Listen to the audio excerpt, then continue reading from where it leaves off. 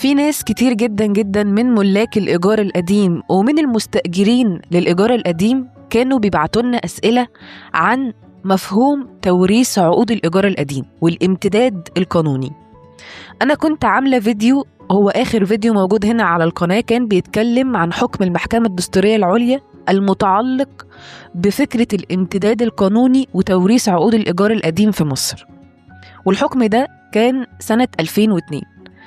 وشرحت الشروط اللي المحكمة الدستورية العليا اتكلمت عليها، وقالت إن الشروط دي لازم تكون موجودة في ورثة المستأجر الأصلي علشان يقدروا يستفادوا بعقود الإيجار القديم، وإن مش كل الورثة ليهم الحق ومش كل الحالات، في شروط معينة لو الشروط دي موجودة تقدر إن أنت تكمل عقد الإيجار القديم مكان المستأجر الأصلي بعد ما يتوفى. فالفيديو ده مهم جدا علشان في نقطة مهمة جدا جدا، وهي فكرة هل حكم المحكمة الدستورية العليا ده هيطبق أو بيطبق بأثر رجعي؟ طيب المستأجر الأصلي اللي توفى قبل حكم المحكمة الدستورية العليا في 2002، ايه وضع ورثة المستأجر الأصلي اللي توفى قبل حكم المحكمة الدستورية العليا في 2002، وايه وضع ورثة المستأجر الأصلي اللي توفى بعد 2002؟ طب هي تفرق 180 درجة. لو المستأجر الأصلي عندك اتوفى قبل حكم المحكمة الدستورية العليا تفرق جدا في موضوع الامتداد القانوني، ويفرق لو اتوفى بعدها، وده اللي هتكلم فيه في الفيديو ده. وهوضح كمان الإجابات عن أسئلة كتير جدا، منها لو المستأجر الأصلي أو الورثة سابوا الشقة، أو إن هم أصلا مش موجودين وعندهم شقة تانية عايشين فيها، أو عندهم محل تاني، على حسب بقى هم مأجرين منك كمالك شقة أو مأجرين منك محل. كل الأسئلة دي هتكلم عليها النهاردة إن شاء الله في الفيديو ده. مش عايزة أي حاجة منك غير إن أنت بس تكون مركز معايا. بالمناسبة يا جماعة الفيديو ده مهم للملاك علشان يكونوا عارفين حقوقهم، عارفين إن هم لو يقدروا أو لو في فرصة تسمح لهم يرجعوا شقتهم السنة دي قبل انتهاء ال7 سنين أو قبل انتهاء ال5 سنين، ومش هيضروا حد يعملوا كده. ولو انت مستأجر أصلي أو انت وريث للمستأجر الأصلي وما تعرفش ان انت ليك الحق في الامتداد القانوني، لا، تعرف ان ليك الحق وتستفاد منه. لو انت ما عندكش شقة تعرف ان انت ممكن تسكن في الشقة دي اللي والدك أو قريبك المستأجر الأصلي كان عايش فيها أو كان مأجرها، لأن ده حق لازم تكون عارف إن هو ليك. طيب ندخل في الموضوع على طول سريعا كده. حكم المحكمة الدستورية العليا في 2002، قبل صدور حكم المحكمة الدستورية العليا في 2002 كان في نظام اسمه الامتداد القانوني. أنا مش هشرح الفيديو الأخير تاني عشان ما كنتش بكرر الكلام، ولكن سريعا بس عايزة أوضح النقطة دي. قبل حكم المحكمة الدستورية العليا في 2002 كان في نظام تابع لقانون الإيجار القديم اسمه الامتداد القانوني. يعني إيه؟ يعني لو المالك أجر شقته أو المحل بتاعه لمستأجر، المستأجر الأصلي ده بعد ما يتوفى بعد عمر طويل، يعني عقد الإيجار ده ما كانش بينتهي. أمال كان بيحصل فيه إيه؟ عقد الإيجار ده كان بيتوارث لورثة المستأجر الأصلي.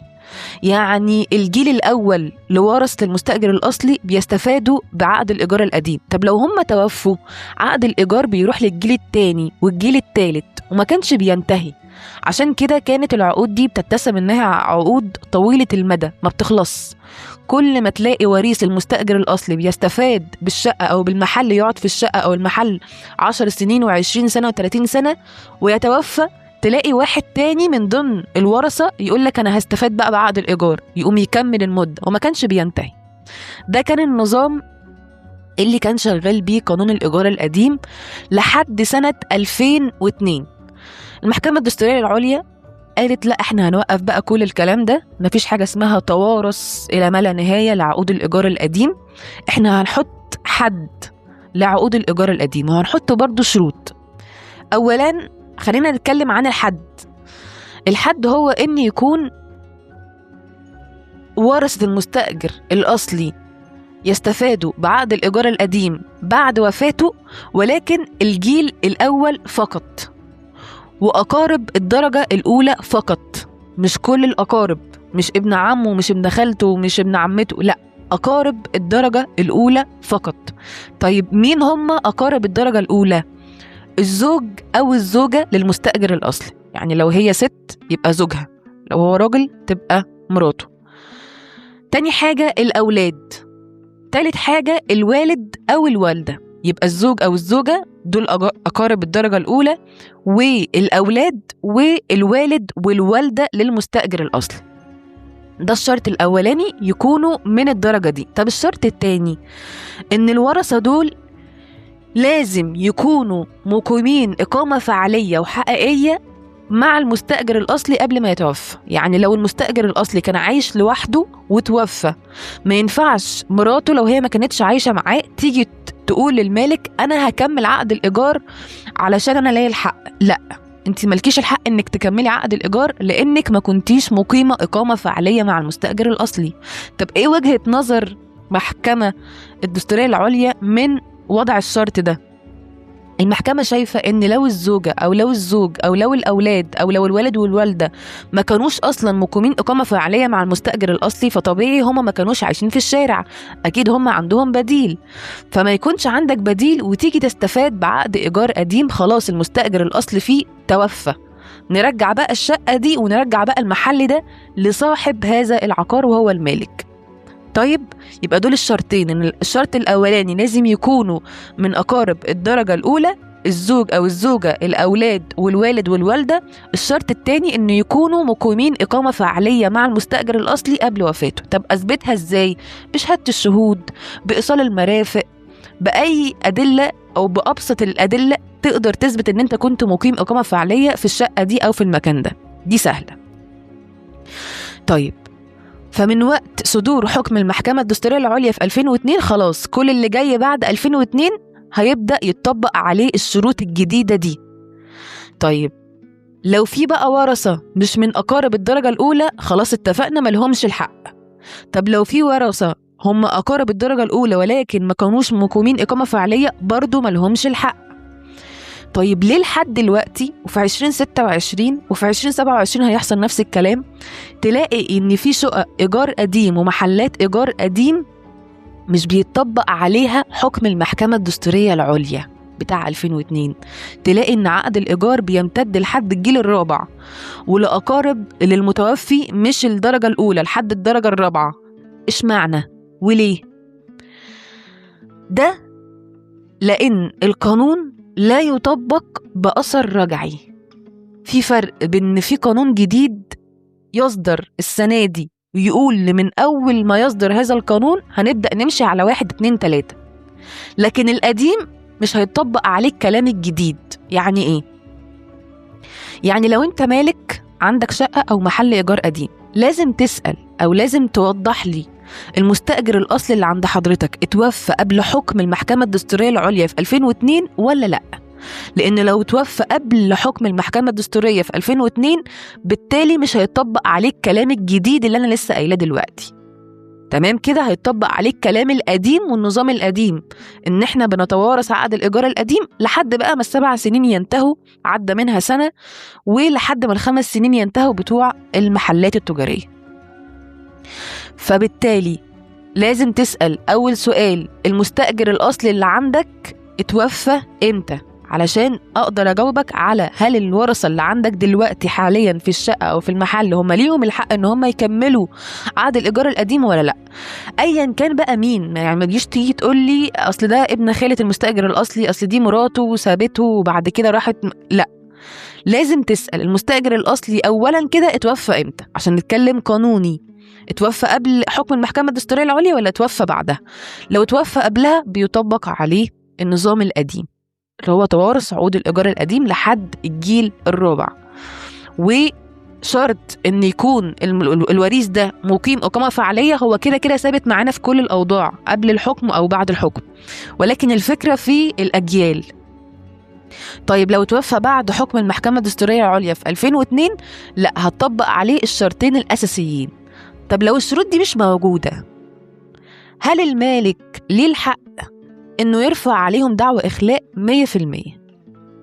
لو الشروط دي مش موجودة اللي القانون أكد عليها واللي القانون نص عليها، خلاص يبقى أنت ملكش الحق إنك تستفيد بعقد الإيجار القديم.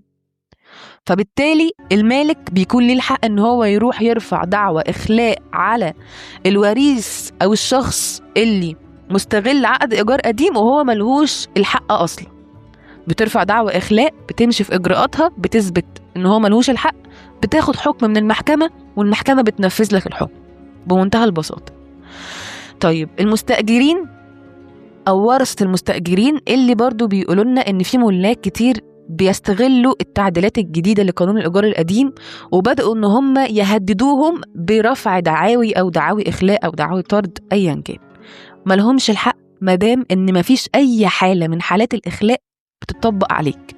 يعني لو انت وريث من اقارب الدرجة الاولى للمستأجر الاصلي وهو توفى بعد 2002 او توفى قبلها، في الحالتين انت ليك الحق.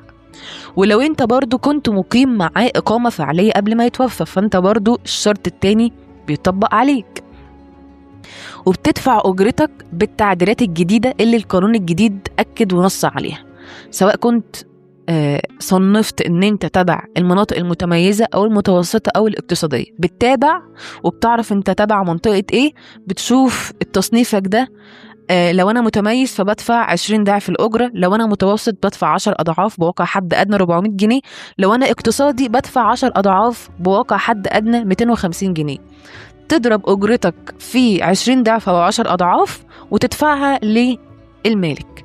لو انت بتعمل كل الحالات دي فانت بالتالي ليك الحق ان انت تكمل وتستفاد بعقد الايجار القديم. محدش يقدر يكلمك مهما قالك، مهما بعتلك من انذارات، مهما بعتلك من ورق، ملهوش الحق طالما ان انت ما يتطبقش عليك حالات الاخلاء.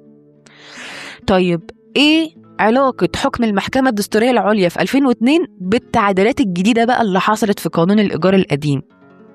بصوا يا جماعة، بعد 7 سنين من سنة 2025، يعني في سنة 2032 كده اللي جاية إن شاء الله، كل عقود الإيجار القديم بالنسبة للشقق السكني، سواء فيها مستأجر أصلي، سواء فيها أقارب للمستأجر الأصلي ورثة بيستفادوا بعقد الإيجار القديم، درجة أولى، درجة تانية، درجة تالتة، رابعة، أيا كان مين، هينتهي عقد الإيجار القديم بقوة وبحكم من القانون، أيا كان حضرتك مين. بالنسبة للمحلات التجاري 5 سنين من سنة 2025، يعني على سنة 2030، علينا وعليكم خير كده إن شاء الله، كل عقود الإيجار القديم هتنتهي، مستأجر أصلي أو وريث ممتد إليك عقد الإيجار القديم. تمام؟ فأنا بتكلم في إيه؟ بتكلم في الفترة الانتقالية اللي احنا فيها، إن أنت لو أنت مالك وشقتك فيها حد ملهوش الحق يستفاد بعقد الإيجار تقدر تطلعه السنة دي.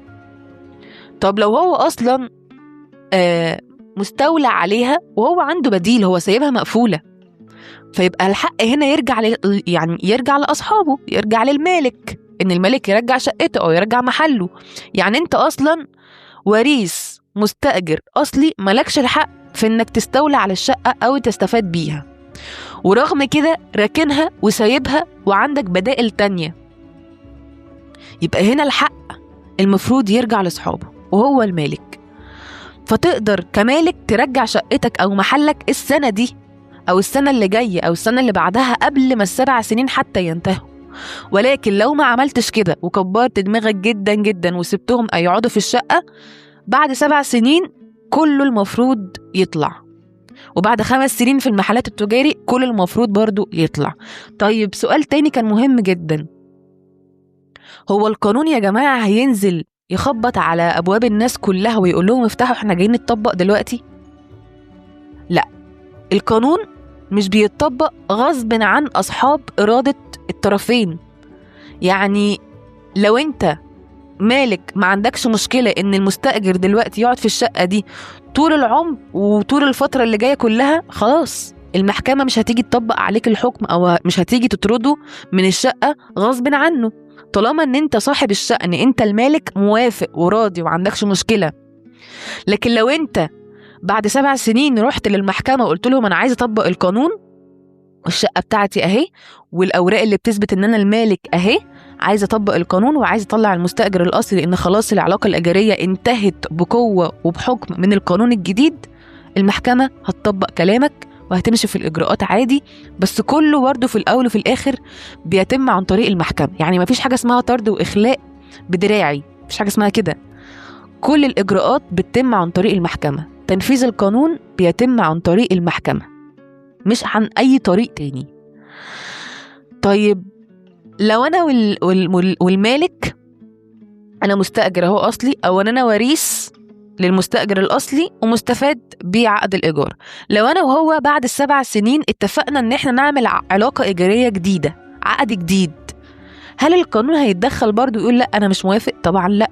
إذا كان القانون نفسه في التعديلات الجديدة أكد على إن مفيش أي مشكلة، ويا ريت حبذا يعني إن يكون في علاقة إيجارية متفق عليها ترضي الأطراف. ده بيسهل جدا جدا على الجهات التنفيذية في الدولة، إن إحنا بدل ما إحنا نرفع قضايا في المحاكم ونشغل المحاكم، لأ، لو تعرفوا تحلوها ودي يا ريت تحلوها ودي، يا ريت تحلوها ودي، مفيش أي مشكلة، مش لازم يعني نروح للمحكمة. فلو هتوصلوا بعد 7 سنين في إنشاء علاقة إيجارية جديدة، بس ساعتها بقى هتكون خاضعة لقانون الإيجار الجديد خلاص، لأن مش هيكون في حاجة يا جماعة اسمها قانون إيجار قديم تاني. يعني ما ينفعش حد، الكلام ده موجود من سنة 96، مفيش حاجة اسمها قانون إيجار قديم. يعني من سنة 96 بعد القانون الجديد وهو رقم 4 لسنة 96، كل عقود الإيجار بتكون خاضعة لقانون الإيجار الجديد اللي هو القانون المدني التجاري. مفيش حاجة اسمها قانون إيجار قديم، الكلام ده من سنة 96. فبالتالي مفيش حد السنة دي في 2026 ينفع يعمل علاقة إيجارية مع مالك ويقول له احنا هنخلي العلاقة الإيجارية دي تبقى تبع قانون الإيجار القديم. مفيش حاجة اسمها كده قانوني، مفيش حاجة اسمها كده. كل عقود الإيجار القديم من سنة 96، أو كل عقود الإيجار أنا آسفة من سنة 96، هي بتبقى خاضعة للقانون الجديد، القانون المدني التجاري. فبعد انتهاء 7 سنين مش هيكون في حاجة اسمها قانون إيجار قديم نهائي، كل العقود دي هتنتهي. طب لو عايزين نكمل العلاقة الإيجارية دي، لو عايزين نفضل قاعدين في الشقة، لو عايزين نفضل فاضلين في المحل، مفيش مشكلة، اتواصل مع المالك صاحب العقار واتفقوا على إبرام عقد إيجار جديد بأجرة بقى جديدة بفترة محددة، لأن القانون الجديد من أهم شروطه إن تكون فترة الإيجار محددة، سنة، سنتين، 3، 10 سنين، 40، 50 سنة، معاك لحد سنة 59 سنة. ما ينفعش تعمل قانون أو تعمل عقد تبع قانون الإيجار الجديد يعدي 59 سنة، لأن 59 سنة في القانون معناها إن أنت كده عامل علاقة إيجارية حق انتفاع. عديت 59 سنة أنت حولت حق الانتفاع لحاجة اسمها حق الملكية، فأنت حولت الإيجار لملك، وده ما ينفعش. فأنت ممكن تأجر بعقد إيجار جديد مع المالك اللي عندك، تعملوا عقد جديد وتكتبوا السنين براحتكم، لكن آخركم 59 سنة.